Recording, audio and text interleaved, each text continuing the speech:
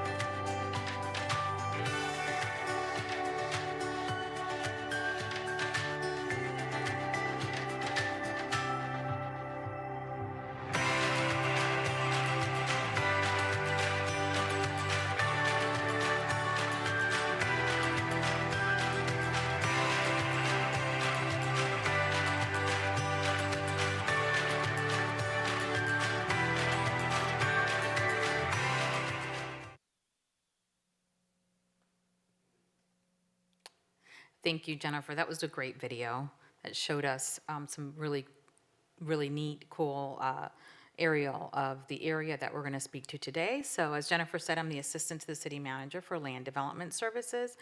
And I'm excited about this opportunity that we all have to assist in this planning initiative to reimagine City Center. This strategic initiative goal is to expand economic opportunities, develop partnerships, and improve processes necessary to ensure a diverse and thriving economy and continued job growth. Through this planning initiative that we're starting today of reimagining the City Center site, we hope to achieve this strategic goal. As some of you may know, this is a high priority strategic initiative for the City Council and the City Manager. And the City Center team understands that reimagining City Center is a critical strategic plan project that can be the cornerstone of the eastern side of the city. Tonight, we begin a conversation with you as our partner to guide us in determining what City Center should look like. What should be our vision for the property? The City Center team is looking forward to your participation today. We thank you for taking the time today to participate in this planning initiative. As Jennifer said, we will have various other workshops that in the future, and you will be receiving information as that comes to light. So let's get started. Thank you, Jennifer and Wes.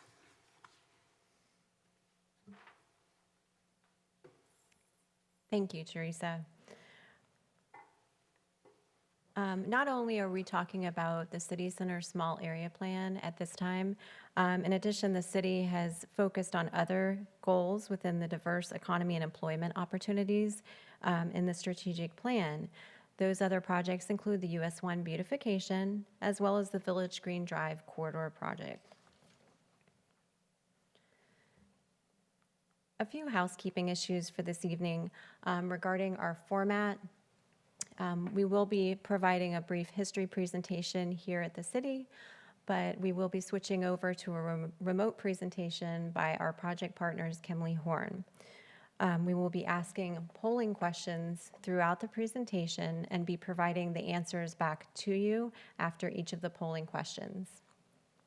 The microphones will also be muted during the presentation, so we do ask that you utilize the Q&A feature at the bottom of your Zoom screen to enter any questions that you may have, but also to provide some comments that you would like to be read into the record. We do have a project website that we have set up at cityofpsl.com/city center. The copies of our presentation this evening, as well as a recording of the meeting, will be placed on the website by the end of this week. So to move into the polling questions, I wanted to provide you the opportunity to test your ability to answer the polling questions in a very easy format. So these results will be available, and you can see how the polling feature works. The first question we have is, are you a full-time or part-time resident of Florida? So you can just select one of those answers, either full-time resident, part-time resident, or you're not a resident and you are just visiting.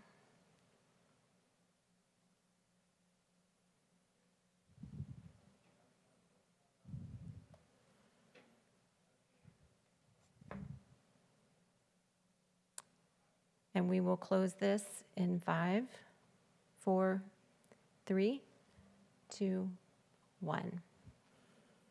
And it looks like we have a great percentage of the participants this evening that responded are full-time residents.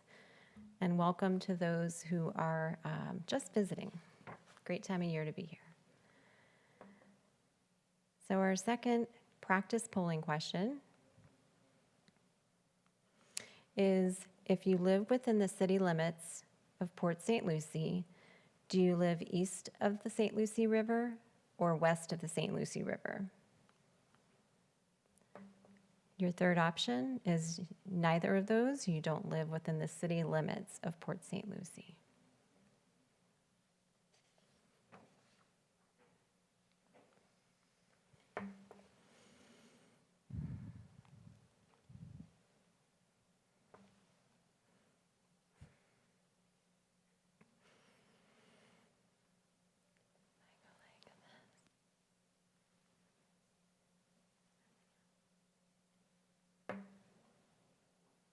All right, we're going to close that one out in 5, 4, 3, 2, 1.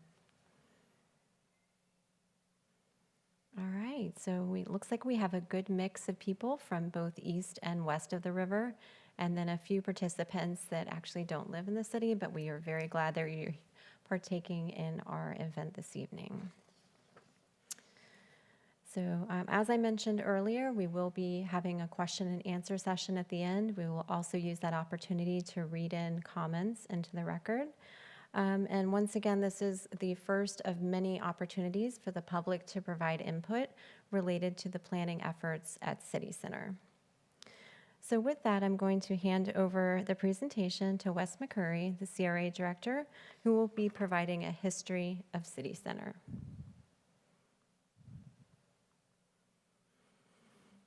Thank you, Jennifer. And thank you, everyone, for joining us tonight, taking time out of your night to participate in this endeavor and helping us come up with a vision, a new vision, I should say, for the City Center project. It's public participation in these type of endeavors is very important, critical part of the process in really developing and redeveloping an initiative here that suits the needs of the citizens. So really appreciate everyone's input and participation tonight. Quick history overview of City Center. If you've been around this area as long as I have, and I'm probably aging myself, you probably remember the City Center used to be the Village Green Shopping Center, which was home to a movie theater, a Kmart, I believe a grocery store, some shops and so forth. It was a design that wasn't real well suited to our area and our market, and as a result, it fell into some decline over the years. And in 2001, the city felt that the area was ripe for redevelopment. The city adopted a CRA, Community Redevelopment Plan, for the US 1 corridor, and that plan identified the Village Green Shopping Center for redevelopment into a central gathering place for entertainment, economic development opportunities, and such. In 2005, the Gordiola Properties purchased the Village Green Shopping Center property and entered into a redevelopment agreement with the city to redevelop the property into city center in accordance with the vision that was outlined in the CRA plan. And the project was proposed to be developed in 4 phases that would include a civic component, which is the civic center that you see there today, public parking structures, as well as private mixed-use development that included everything from retail and restaurant space, office space, as well as some multifamily housing units. And the redevelopment effort was funded by 2 different bond initiatives. The first one was a redevelopment trust fund bond that was issued to acquire the property for the Civic Center and some other properties within the shopping center that hadn't been acquired by the Gordiola Properties. Also funded construction of parking garage, the Civic Center and the plaza out front where we host a lot of events, and also paid for reconstruction of some of the roadways leading into City Center. That redevelopment trust fund bond was secured and paid for by tax increment revenue that is generated from within the Community Redevelopment Agency district. And then the other component of funding were special assessment bonds that were issued to fund the internal infrastructure and kind of really set the grid pattern of streets for the redevelopment to take place by the Gordiola Properties originally. That was funding the master stormwater system, the roadways, the water and sewer within the roadways, the sidewalks, and all the street trees and everything that you see out there today, including the street furniture, all the brick pavers. So really, the special assessment district bonds were intended to be paid for by assessments on those private properties that were owned by the Gordiola Properties and subject to that redevelopment agreement. In 2008, the city and the CRA completed construction of the Civic Center, the Village Square Public Plaza, the interactive fountain, and the parking garage, as well as some surface parking lots, and fulfilled its obligations under that community redevelopment agreement with the Gordiola Properties. In 2010, we were finding ourselves in the midst of the Great Depression, or recession, I should say, the Great Recession, and the Gordiola Properties ended up failing to fulfill its obligations under the redevelopment agreement. Tax certificates were issued on some of the parcels. The Gordiola Properties lender, National City Bank, initiated foreclosure proceedings on the parcels that were owned by the private developer, and a final judgment was never issued and was never rescheduled. Then in 2012, the city and the CRA initiated legal action against the Gordiola Properties, the developer, and the lender as a result of the default on the obligations under the redevelopment agreement.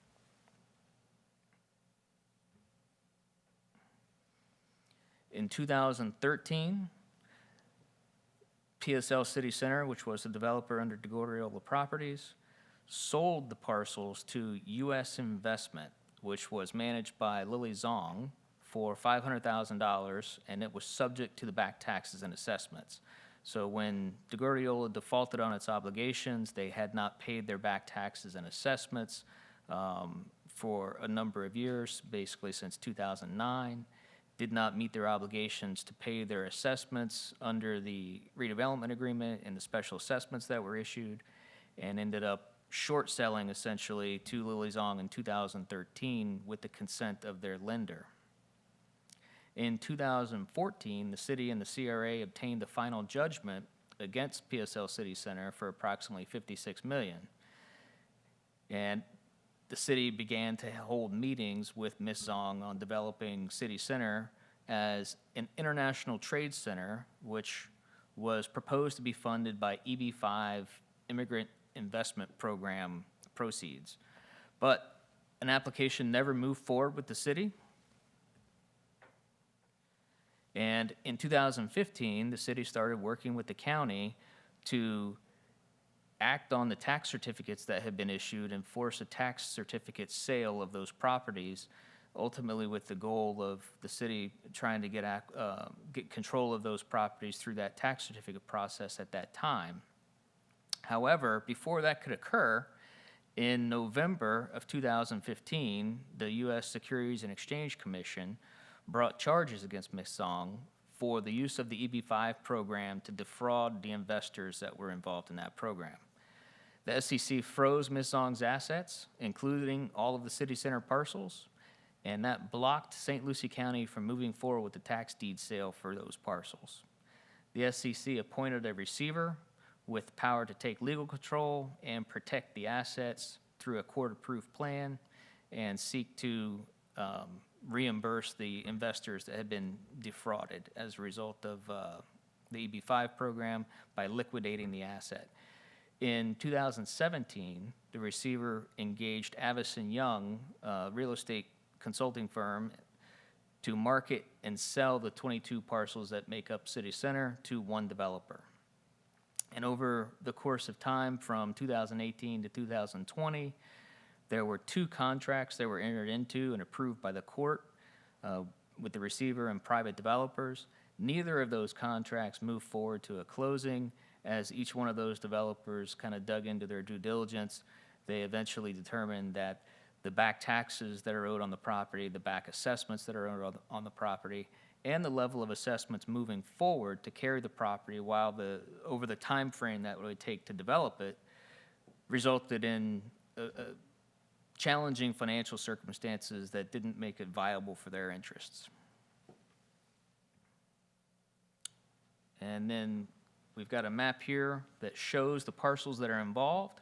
The red parcels are the parcels that are tied up by the receiver, and the yellow parcels are parcels that are currently owned by the city, in addition to the Civic Center property and the parking garage, as well as the plaza and interactive fountain in the front there. So that concludes our history. Thank you, Wes. Just a reminder to utilize the Q&A feature at the bottom of your screen so that we can answer your questions at the end of the meeting. But at this time, we are going to transition over to our friends at Kemley Horn, who we've been working closely with over the past few months in starting up the planning initiative on City Center.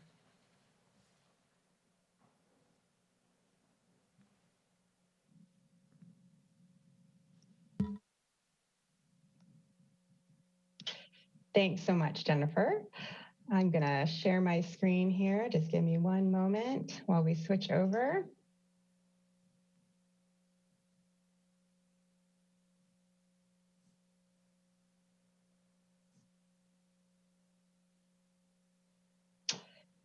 Okay, well, I just wanted to say thank you so much for having us tonight and including us in this presentation.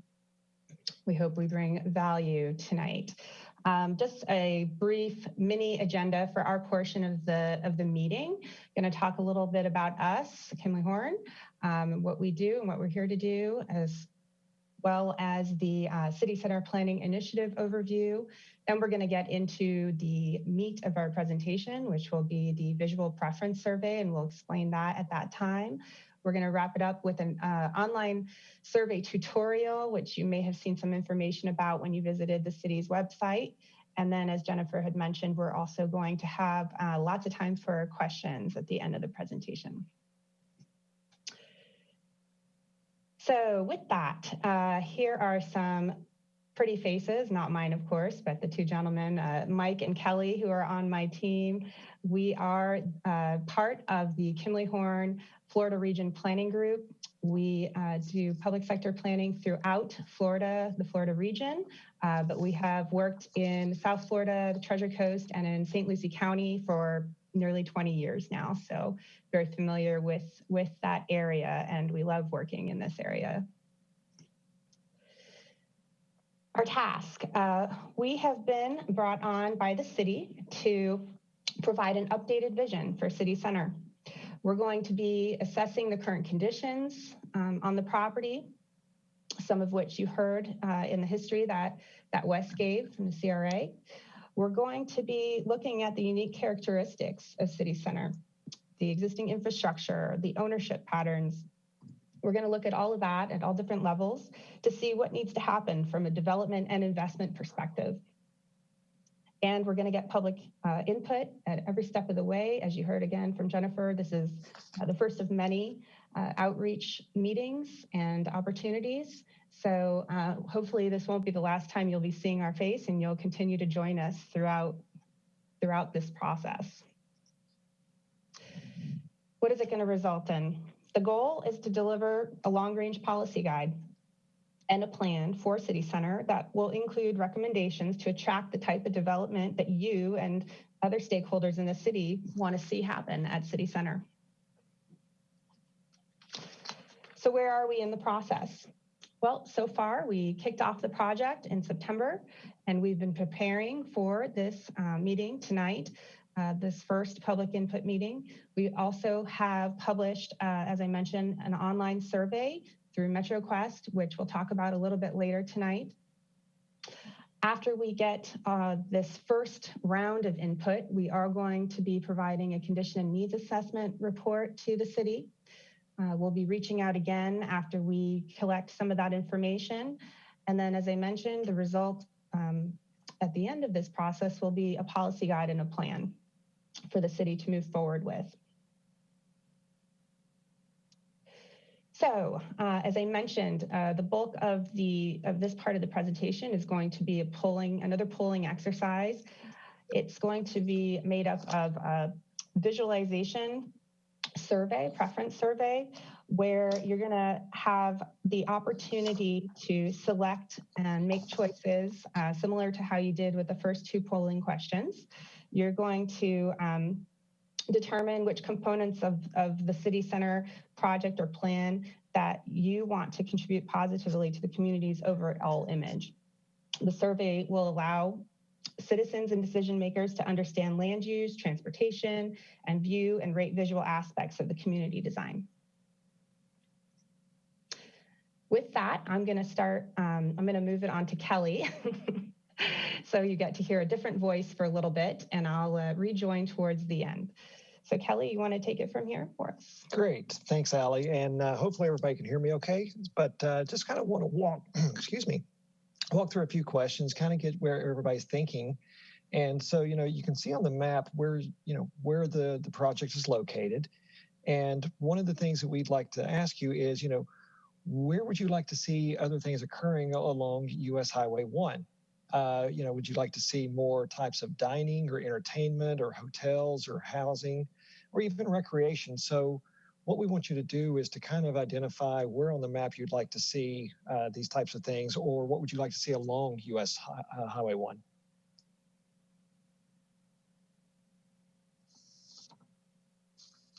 And if you could just do the top 3, that would be great.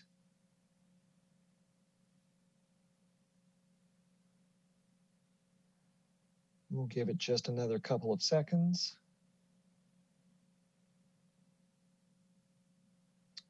And let's go ahead and wrap that question up. So it looks like a lot of people want to see dining and entertainment, really good, followed by hotels and definitely some recreation. So it's a really good mix of what people would like to see along Highway 1. And we'll start to dive into some more of that as we kind of go through some more of these types of questions. So if we could go to our next question, Allie. So the next question is, what would you like to bring to the city center and surrounding areas more often, or just for the first time? And there again, picking up to 3 answers. What would you like to see? Was it new places to live, community events, what would bring you here more often? And so there again, multiple choice. Just give us a couple, we'll say your top 3 answers. So what would bring you down to City Center the most?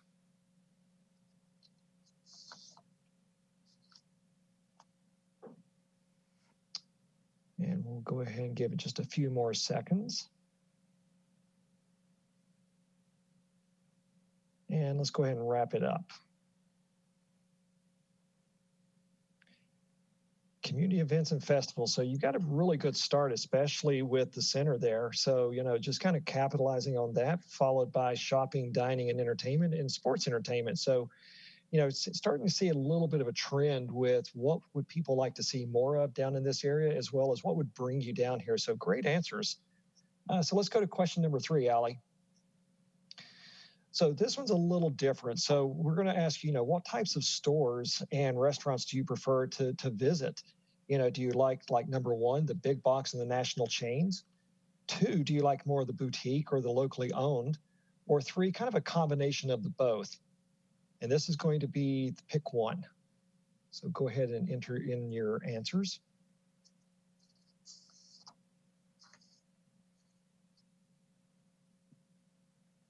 And we'll go ahead and get close to wrapping up that question.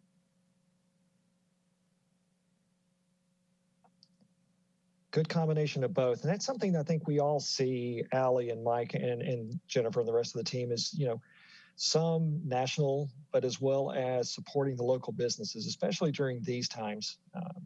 Great answer. So let's go to question number 4. So what type of development do you see best fit for the city center and the surrounding areas? Do you like number 1, more of a lifestyle center? Number 2, which is more of a neighborhood commercial, so smaller scale stores serving more residential needs. 3, an urban style mixed use, so a little bit, we'll say taller buildings or buildings closer to the street. Or would you like to see more of the out parcels and the small strip buildings? So just pick 1 here.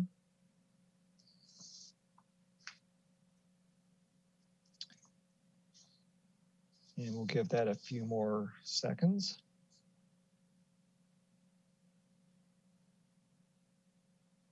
Let's go ahead and wrap that one up, Allie. Urban style mixed use. So, that's very telling, especially when you start seeing these types of developments in these areas. People want to have those, I'll say, that lifestyle experience. So definitely getting some really good responses here, especially when you start looking at that mixture. Not a whole lot of support for the out parcels. So definitely gives us a pretty good idea of what everybody would like to see. So Allie, let's go to the next question. So question number 5. So when driving down US Highway 1, what would you like to see along the city center frontage? So basically, as you're driving down, whether or not you'd be going into city center or not, what would you like to see along that streetscape or that view shed? More types of business signage and parking, green space or landscape buffers, entryway signs identifying the center itself, or would you like to see more of the buildings closer to the street? This is going to be another one of those pick 1, please.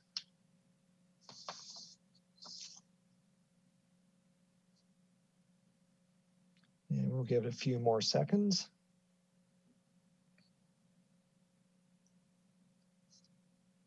And let's go ahead and close it up, Allie. Entry signs identifying the center, overwhelming response there, a little bit on the green space. So I think it kind of tells us that you all want to make sure we've got the identity there so that people understand what they're doing and what they're seeing when they're driving down. Okay. So let's go to the next question, question number 6. So when arriving at City Center, would you prefer to park your car in a parking garage, in a parking lot, or on the street? Actually, I would say, you could also take an alternative mode of transportation like bike or transit, or just curious, whatever is closer and more convenient for you. So we're going to ask you to pick 1 here.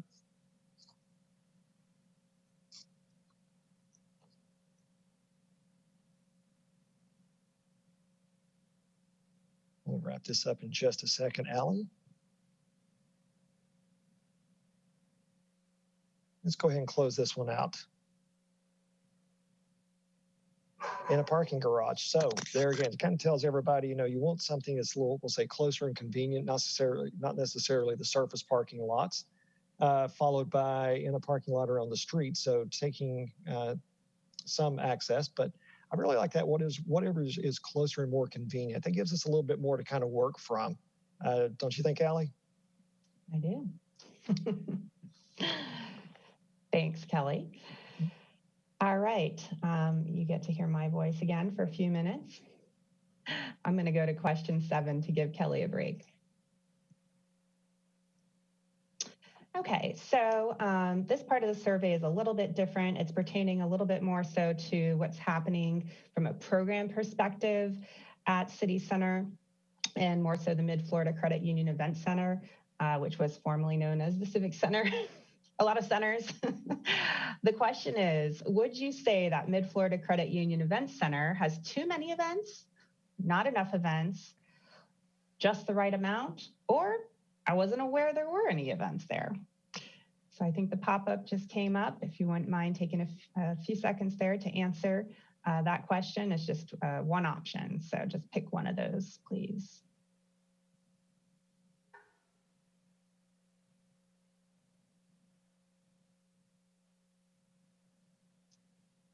Okay, just a couple more seconds there, and I think hopefully everybody had enough time on that one. Pretty forward.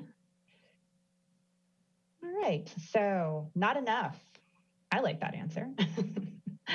That's great. Yeah, obviously part of this this exercise is to figure out what we need to be working on, and it sounds like entertainment and having more events is definitely that direction. So thanks. I think we can close that out and move on to the final question, which is also, again, question 8 pertaining to programming events at the Mid-Florida Credit Union Center. And this question is in regards to what the event should be geared to. So should the Mid-Florida Credit Union Event Center schedule events that are geared more for families, retirees, young adults, or a combination of all three? And you all should be seeing the pop-up poll question on your screen right now. So if you wouldn't mind taking a few seconds to fill that out.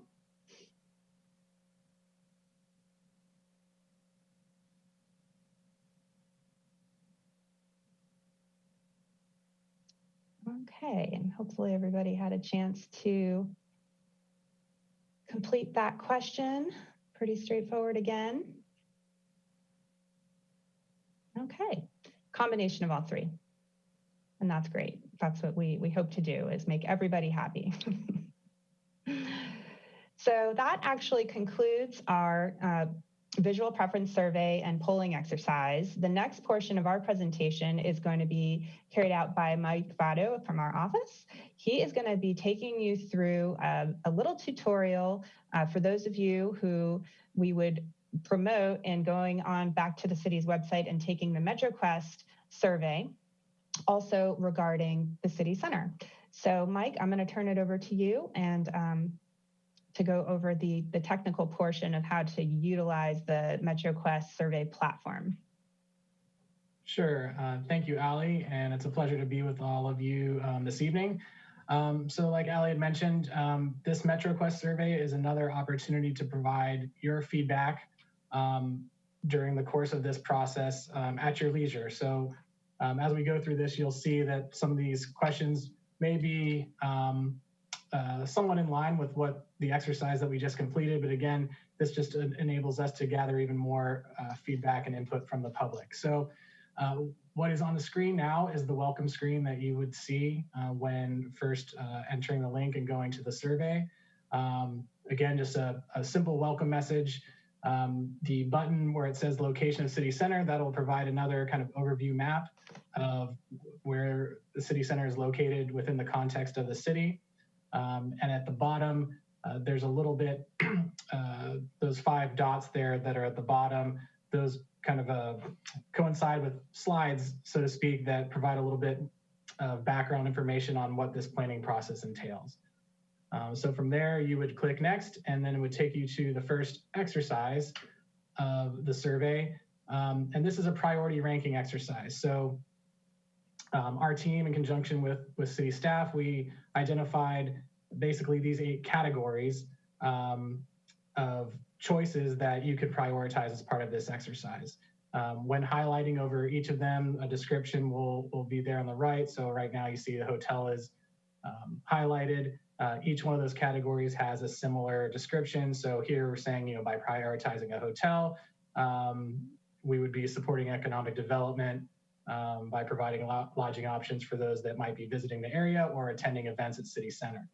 So with those 8 choices there, this tool will ask you to order your top 5 in order of your priority above that dotted line at the top there. So you'll be picking your top 5, pulling them, dragging them with your mouse above that dotted line and ranking them in order of your preference from 1 to 5. And let me also, before you hit next, there is an opportunity there, the button at the bottom where it says suggest another. You can suggest another category that's not listed there. As well, there's an opportunity to provide a free form comment with the comment button there as well. So if you'd like to add any other context to your response, you can do so there. So the next exercise as part of the survey is what we're entitling Making Choices. This is somewhat in line with the exercise we just did where we're showing various images in different categories. So neighborhood design, intensity, meaning the massing of the building on the site, open space, different ways of transportation infrastructure, how they might be present on the site. So those categories at top, and you'll be using those left or right arrows to, again, show your preference for either of those 2 choices. And likewise, you can provide an optional comment there at the bottom. And when you complete those 5 categories at top, you'll hit next. And this next tool is fun because you get some coins to play with. So this is another way in which we can kind of gather feedback from the public on what's important to you and where your priorities may lie. So we've identified 6 categories here. So a business development program. So that would be incentivizing businesses to locate to City Center. Multimodal hub, that might be encouraging, say, a transit transfer center or bike share stations, so on and so forth. Open space and recreation, wayfinding and signage. So that would be maybe perhaps branded signage at City Center, public art, and then community events, which we touched on a little bit earlier. So the details button under each of those categories kind of gives a little bit of a background and context to each of those categories. So you have a pool of coins there. They're in different denominations, 5s and 1s, and so you can use those to place. You basically will drag those coins over into each box, and you can actually switch the denominations with those 2 arrows at the bottom. So if you want more 1s and less 5s, you can do that. But basically, you'll use this pool of money, for lack of a better term, to show what you would like to invest in at City Center. And then following that exercise, this last screen has some demographic information and another opportunity to put in additional comments. You can put in your email address here to be kept up to date on future meetings and updates on the planning process. So with that said, if anyone does have questions in going through with completing the survey, you can reach out to our team and we'll do our best to help you with that. So with that said, I'll pass it back to you, Ali. Thanks so much, Mike. So that concludes our portion of the presentation. We're going to turn it back over to Jennifer over at the city in the chambers. Just some information on the screen here that you might want to grab in the meantime. The City Center website, as well as the survey link that Mike just went through, and of course our contact information. But I believe now we're going to open it up for questions. So Jennifer, I'll turn it back over to you. Thanks, Allie. I did want to clarify, actually, Ally, can you let us know how long that survey will be open for people to take? Thank you, Jennifer. Yes, I did forget to mention that. The survey will be open until the end of this month, November 30th. Okay. And if you go to the city's website at cityofpsl.com/city center, you'll find at the top of that page, there's a link that was there to register for this event, but also there is one to take the survey. So it'll direct you to the MetroQuest site, and you can complete that survey and submit it anytime through the end of the month. So with that, I believe we are down to our question and answer session. I'm going to pause for just a moment, and we are going to make sure that we have several questions pending in our queue. But at first, I would like to take the opportunity to read into the record that I had a gentleman reach out to me who wanted to provide his information, wasn't able to make the meeting tonight. So his suggestion and comment about City Center was he would like to see 1 or 2 6-story office buildings with trying to secure an anchor tenant like an insurance company or a conglomerate, then have those buildings rented out in advance with commitments for people waiting to come in. And then he would hope that those tenants would be sustainable for a long period of time, if not indefinitely. He also suggested larger or national chain restaurants such as Cheesecake Factory or even 2J's, and he indicated he had spoken with 2J's in Stewart, who would be interested in possibly coming up to Port St. Lucie. So that was one comment that we did receive outside the meeting. We do welcome your feedback this evening, but also anytime after the meeting, you are welcome to reach out to our team, and we will provide that information to the consultant. So with that, I'm going to go into our question and answer queue in no particular order, because some of the questions kind of get sorted a little differently. So just bear with us as we work through them. I did answer the question about the questionnaire. Again, that is on cityofpsl.com/city center. There was a question about Village Green being unsafe with traffic. As I mentioned towards the beginning of the meeting, we are underway with the Village Green Drive Corridor Revitalization Project. The consultant on that project has been very engaged and very aware of what we are working on with the City Center and vice versa. So we will be taking, information from both as they tie into each other. One of the biggest priorities for Village Green Drive is safety. It's not only a revitalization and beautification, but also the safety component. So we will be taking that into account with the development that would be coming into City Center. There was a question early on, and it was when, Ally, I believe you were speaking, so I want to direct this question to you because I think you mentioned something about different developments that you guys have worked on.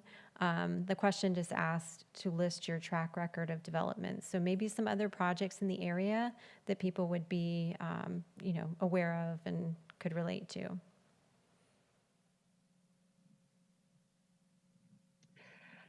Sure. I don't know. I'm not sure if the question was posed towards our public sector work or private sector work. Kinley-Horn, we're fortunate we have both types of clients. And so, as I mentioned, we do work throughout the South Florida, Treasure Coast, and all through Florida, the Florida region.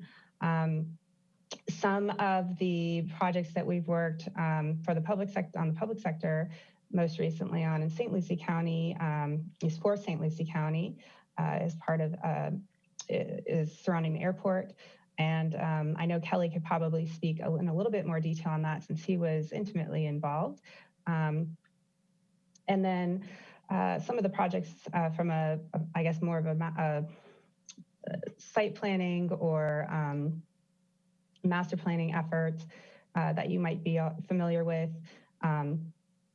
I personally have been involved with quite a few projects throughout St. Lucie, Martin, Palm Beach County, from Tradition down to Midtown, downtown, the Gardens, and quite a few even south of that. But if there's more detail needed on that, I'm not exactly sure what the question was specifically looking for, but I would be happy to provide any other information on that. All right, thanks, Ally. The next question is, with the work environment changing, what will make City Center a successful venue? What will draw people to this place?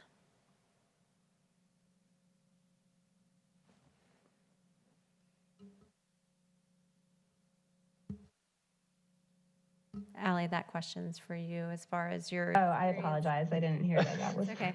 Can you repeat that, Jennifer? My apologies. I didn't hear my name there. That's okay.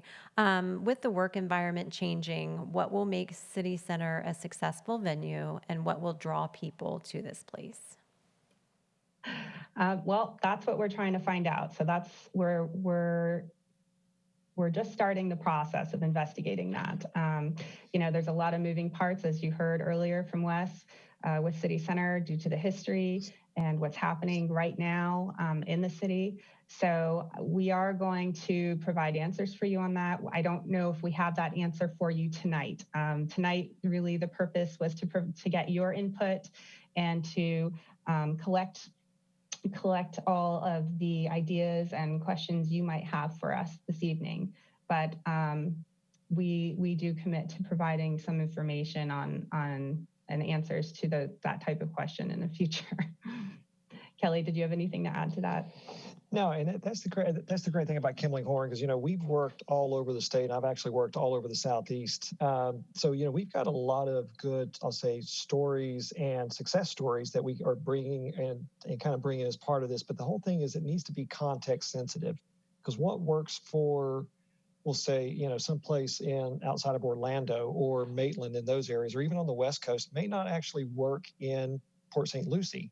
So we can bring those ideas there, but also coming in here with an open book and an open mind, because you're the folks, as the quiz said earlier, that are living there, and these are the types of things you want to see. So we take that information and kind of start to call it into a series of recommendations based off of other success stories that we've had across the country. All right, thank you. The next question I will direct to Wes. Regarding the current approvals at City Center, it says, regarding the planned hotel, how many rooms are planned? So there currently is no hotel. Sorry about that. Can you hear me now?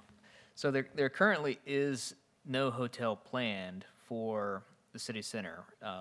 Part of what I think we're trying to investigate as part of this study, what Kimberly Horn's going to be taking a look at as far as your responses and their research on what really works for the vision for City Center moving forward from a community standpoint and a market standpoint, is a hotel part of the mix that we should consider for the future development.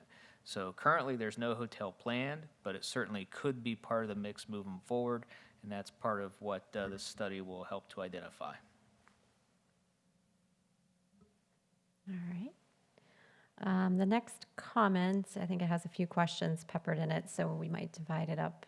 It says, I live in Evergreen Condominiums, and I'm all for the established City Center, but concerned about several things that would impact my neighborhood.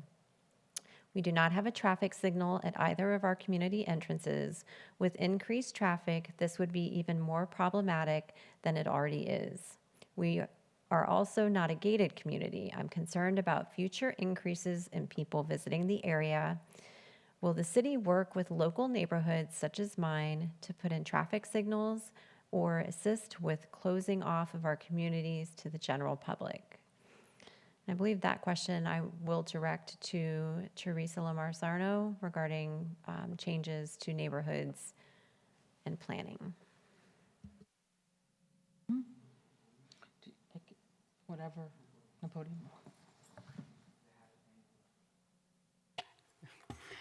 Yes, that's a really great question. The Planning and Zoning Board, if there's any, moving forward with this project, if there's any site plans that would have to be reviewed that, depending on the size, would be something that the planning department would address, as well as any changes to the comprehensive plan or a rezoning, for example, that would be addressed by city council and the planning and zoning board. But I think we can all agree that the city and the employees of the city are very mindful of our city being very diverse and always working towards ensuring that we are mindful of our development pattern and what that looks like. And I think this planning initiative alone speaks to that. All right, thank you, Teresa. Next question, and I will address this, or direct this to Wes.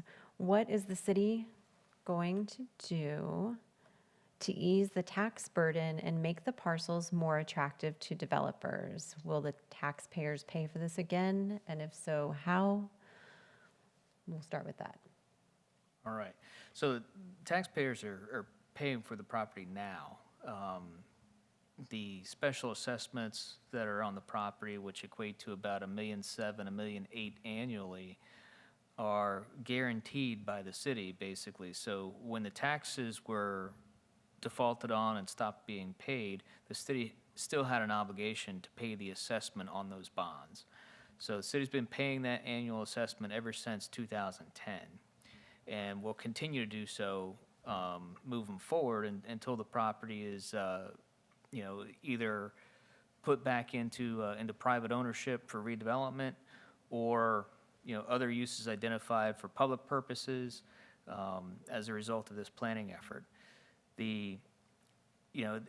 Regarding easing the tax burden moving forward, that's one thing that I think gives the city the unique prospect of, if relative to the new endeavor of looking at potentially acquiring this property on behalf of the city, that's a unique opportunity that the city has that couldn't be met by the receiver, which is looking at the back taxes and assessments, particularly the back assessments, not really the back taxes, and kind of, evaluating how to negotiate that moving forward with any new developers that come into the mix. Okay. The next question, I'll put these two together as well. Does the completion of Crosstown Parkway improve access to the area? And also, have there been any discussions with large corporations, and if there's any feedback in their interest in City Center? Is that one for me? Okay, all right. So Crosstown Parkway definitely improves access to the area. I think the person shall remain nameless, but I think someone here at the city traversed the entire length of Crosstown Parkway from I-95 to the city center in record time. So it is definitely increases access to the area. In fact, the owners of the shopping center just to the north, Eastport Plaza, home to Publix, recently reported that after Crosstown Parkway opened, they saw an increase in their traffic, an increase in their business. So we've heard real-world feedback that there's definitely an increase in access to the area. As far as discussions with large corporations, the city has not had any discussions with large corporations regarding the city center property, other than the two private developers that were under contract to purchase it from the receiver. There were some discussions that were held with those entities. Those entities have indicated that there is market interest in the property, but they just couldn't deal with the financial implications that were beset on the property on a bulk basis, so to speak. So that's another area where the city is uniquely qualified to deal with those corporations, those private corporations, on an individual parcel basis, where the receiver was really looking at dealing with one property owner or one entity to purchase the entire property. Okay, thank you. The next question, and this again is for Wes, who will pay for the construction of the buildings? The construction of buildings, if it's determined that there are parcels that should be put into private ownership and seek redevelopment opportunities with private developers, those buildings more than likely would be paid for and built by those developers. If there's any areas of the property that are determined to be retained for public ownership, then that's something, that would be determined of what's that public ownership for? Is it for more open space? Is it for actual building construction or other facilities? And, that's something that we'll have to evaluate moving forward. Okay, the next two questions I will direct to Teresa. The first question will be, there are multiple owners of city center properties. How will they be expected to comply with the master plan? Very good question. Again, we have a great attendance that are obviously pretty savvy. When the master plan is adopted by council, typically there are a list of implementation strategies and recommendations that need to take place. Staff would proceed with those efforts into implementing those recommendations, which may include or will include probably some changes either to the comp plan, CRA agreements, et cetera, that will determine the development pattern and what our expectations are on the property. Therefore, that will be adopted by council, and as we proceed with any kind of site plan that moves forward, that would be the mechanism to enforce as to what comes out of the ground. So hopefully that answered that question. And one more question for your team. Will the planning board or team ensure all projects are created to embrace people of all races and diversity? Again, my apologies because I think I answered this previously, but it may not have addressed this. We are a city for all people, and I think all of us embrace that. And my job is to ensure that we are adhering to not only that vision and mission of the city, but also to our code, our strategic plan, and the master plan that comes out of this process. So that's our mechanism for ensuring that we're embracing all of that. Thank you. The next question I will send back to Wes. What is the time frame and a best case scenario for Port St. Lucie having an actual identifiable downtown? And I believe it would be related to this project itself, to the city center. So that's a really tough question to answer. I would say the time, as it relates to city center itself, and the recommendations that come out of our planning effort as to how to move forward with the redevelopment of that property, the time frame is really going to be dependent upon the market for those properties that are determined to be best suited for redevelopment, and will be up to the city if there are any properties that are determined to be put to public use. And of course, that's all dependent upon if the city actually does acquire the property or not. Otherwise, we'll be looking to effectuate the plan as it's recommended for private redevelopment. So it's really a function of the market, so to speak. And then regarding, gotta kind of get to the other part of the question here. It was just related to the timing of us actually having a downtown and kind of that project being done. Did I answer that? I think you did answer it. Okay. Okay. All right. So a few more questions popped up. Will there be a coordinated development as to building design and density? So Teresa, do you want to hit on that, or we can get Kimley Horn to answer that question? Kimley Horn, Allie. I'll repeat the question for you. Will there be a coordinated development as to building design and density? So that's all going to be, we anticipate those types of things to be part of our recommendations and our final deliverable, which will be that policy guide that I had referred to earlier, along with some conceptual planning efforts.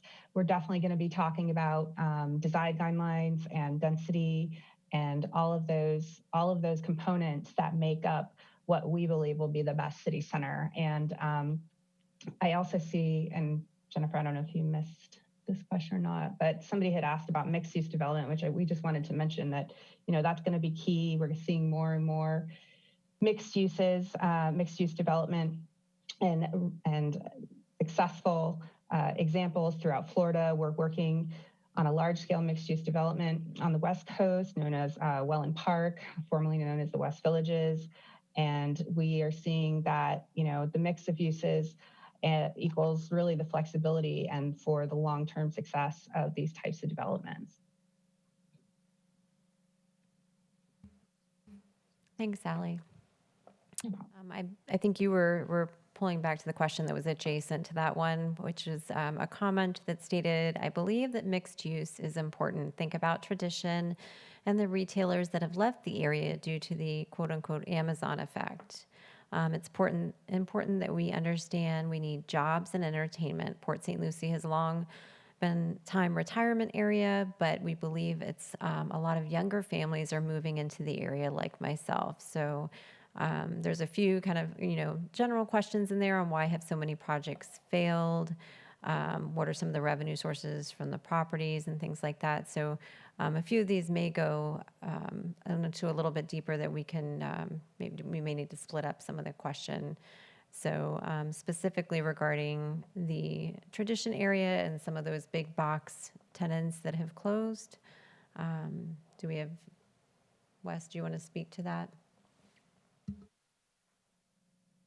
I'm not sure kind of really what the question is in there, but let me look at it again here real quick.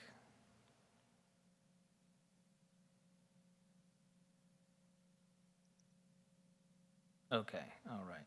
So I think that the answer is right in the question. A lot of the stores that we've seen vacate recently are due to the e-commerce effect. Some of them are also due to just changing demographic patterns, changing consumer preferences. But for the most part, I'd say it's mostly attributable to the e-commerce effect. Okay, thank you. And we do have another question that just popped up. Is there an expected date for the city to secure the properties from the receiver? So the expected timeframe, which is still to be negotiated, but the goal is to have a contract executed, or actually I should say a contract negotiated and presented back to the city council within 90 days. And that timeframe for execution on the contract to get to a closing once it is signed would be probably another, it's subject to the contract negotiations, but I would guesstimate that it's probably another 90 to 180 days, depending upon the amount of time that we ascertain is needed for due diligence to make sure that, we're doing all of our diligent research and researching all the title issues and everything else. So total time frame from today is probably 180 to 270 days, I would guess. Okay. And that information, again, will be brought forward to City Council. So if you do follow our City Council meetings, any purchase and sale agreement would be brought forward to the council to review. I see Teresa is raising her hand. Okay, we do have another question that popped up. Thank you. Should you acquire a full-service hotel for the area, will you have a group sales people travel to go out and book conventions, trade shows, and to fill the civic center to be profitable? So I do know that our Mid-Florida Event Center has been very successful in their operations, and they know that they could continue to grow that with a hotel being located in close proximity. So I would say that that is something that, as Wes mentioned before, has been discussed So that would help to attract and book conventions at that location, having a hotel in close proximity. All right, we'll give you just another moment to ask any last questions for this evening. But again, this is the first of many public information meetings and public input meetings that we will be holding related to City Center. So we do encourage you to sign up for our newsletter as well. If you sign up to be registered, anytime we send out information related to City Center, you will get an email on that. I think that might be it, unless we have any other questions pop up in the next few seconds. We do appreciate your participation this evening. We know that your evening and family time can be very valuable, so we appreciate you coming out and spending time on this project. It's very important to us. And I believe that's all the questions that we have that we would need to answer for the good of the group. So we appreciate everybody participating. Again, you can reach out to me, Jennifer Davis, or Allie Palmer with Kemley Horn related, any questions related to this project, and we will get back to you. And with that, we'll close out the meeting. Thank you.